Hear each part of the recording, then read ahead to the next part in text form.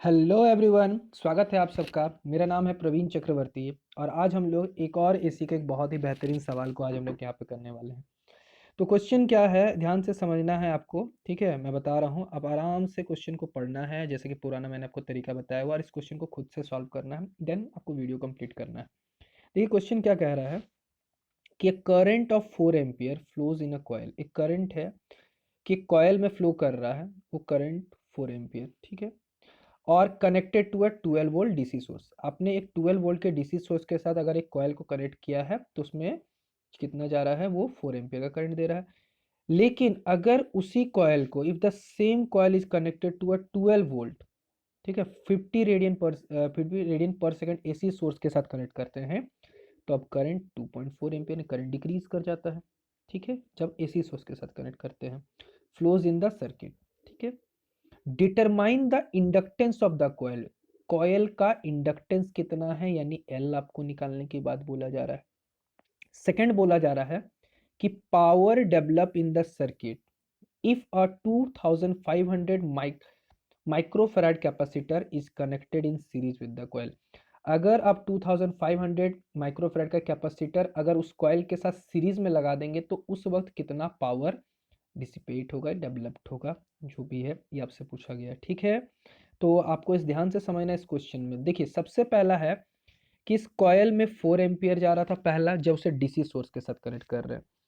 तो जब आप डीसी सोर्स के साथ आप कनेक्ट करते हैं तो वहां पर इंडक्टेंस यानी एक्सएल जो ओमेगा एल होता है वो इफेक्टिव नहीं हो पाता। उस समय उस कॉयल की खुद की जो इंटरनल रेसिस्टेंस होती है वही केवल इफेक्टिव हो पाती है। इन दैट केस आप वहां क्या अप्लाई कर सकते हैं, केवल ohm's law, V is equal to I R. तो यहाँ से अगर R निकालना चाहते हैं तो V बाई आर, और आपका वोल्टेज था उस वाले में 12 वोल्ट था, और I जो था आपका 4 एम्पियर, यानी जो कॉयल होगी उसकी इंटरनल रेसिस्टेंस, यानी जो खुद की उसकी रेसिस्टेंस कह सकते हैं, वो 3 ओम है। ओके, वो कितनी है, 3 ओम है। अब जब आप उसी कॉयल को एक इंडक्टर के साथ, जैसे सपोज कीजिए एक कॉयल है, ठीक है, अब चूंकि इसकी खुद की एक रेसिस्टेंस है जिसको मैं सेपरेटली यहाँ बना दे रहा हूँ 3 ओम, उसको एसी के साथ कनेक्ट किया जिसकी ओमेगा जो है वो आपके 50 रेडियन पर सेकेंड है और ये 12 वोल्ट की है, दिया जाता है। तो आपसे पूछा गया एल कितना होगा। तो देखिए जो भी वोल्टेज गिवन होता है वो आरएमएस वोल्टेज होता है, जो भी करंट है वो आरएमएस है, और according to the question I RMS आपका 2.4 है जो कि ऊपर क्वेश्चन में गिवन है। तो आप चाहे तो यहाँ से देख सकते हैं कि I R M S is equal to क्या होगा, V R M S by Z.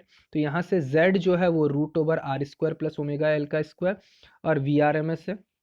तो यहाँ से जब आप इसका स्क्वायरिंग करते हैं, ध्यान से देखिए, इसका स्क्वायरिंग करेंगे तो I square V square by R square omega square. तो यहाँ से जब R square, just a minute, यहाँ से जब आप निकालेंगे R square plus omega square square, यानी वी बाई आई हो जाने वाला है। ओके, इसको उधर लेके जाएंगे, इसका भी स्क्वायरिंग है, इसको उधर लेके जाएंगे माइनस, यानी अरेंज करने पे आपको ये देखने को मिलेगा। और एल जो हो जाएगा इन दैट केस जब आप इसका रूट कर देंगे, यानी 1/ओमेगा रूट ओवर वी आर का square minus I R M S का स्क्वायर। तो जो वी आर एम एस है क्वेश्चन में आपका दिया हुआ था, पहले से ही क्वेश्चन में गिवन था, वो था 12। ओके, 12 वोल्ट था, और आई आर एम एस इस क्वेश्चन में 2.4। और जो क्वेश्चन में गिवन है रेसिस्टेंस तो हमने पहले ही निकाल लिया, तो वो कितना था, 3 ओम था। ठीक है, वो कितना दिया हुआ था, 3 ओम। तो यहाँ से सारे वैल्यू को सब्सटीट्यूट करने के बाद जो इंडक्टेंस की वैल्यू आती है वो 0.08 हेनरी। ओके, 0.08 हेनरी हो जाता है। अब आगे का क्या बोला गया था, एक तो ये पार्ट हो गया, आगे का सेकंड पार्ट क्या बोलता है कि अगर इसी सर्किट में ये जो कॉयल है और रेसिस्टर उसके साथ एक कैपेसिटर को हमने सीरीज में जोड़ दिया, तो ये पूरी की पूरी कैसी सर्किट बन जाएगी, एलसीआर सर्किट बन जाएगी। और एलसीआर सर्किट में जो आपका इंपीडेंस होता है वो निकालने का फॉर्मूला कुछ यहाँ पर आप देख सकते हैं स्क्रीन पे, Z is equal to root over R square plus XL minus XC का होल स्क्वायर। ठीक है, आर की वैल्यू 3m है, ओमेगा एक्सएल जो कि ओमेगा एल, ओमेगा जो है 50 दिया हुआ था, एल की वैल्यू 0.08 हेनरी, इसको जब इंटू किया है तो यहाँ पर 4 ओम आ गया है एक्सएल।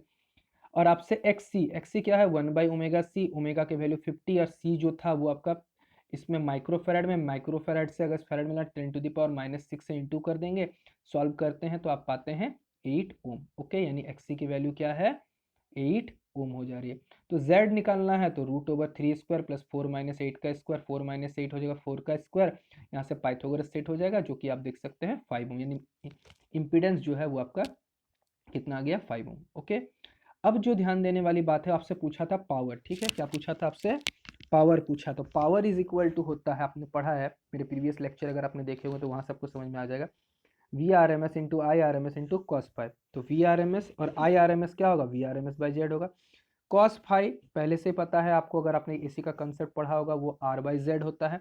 यहाँ जेड तो हमने निकाला हुआ है। जब सारे वैल्यूज़ को यहाँ पुट करते हैं तो आपको हो जाएगा वी आर एम एस का, आप यहाँ देख सकते हैं वी आर एम एस का स्क्वायर बाई जेड, और जेड जेड स्क्वायर आर।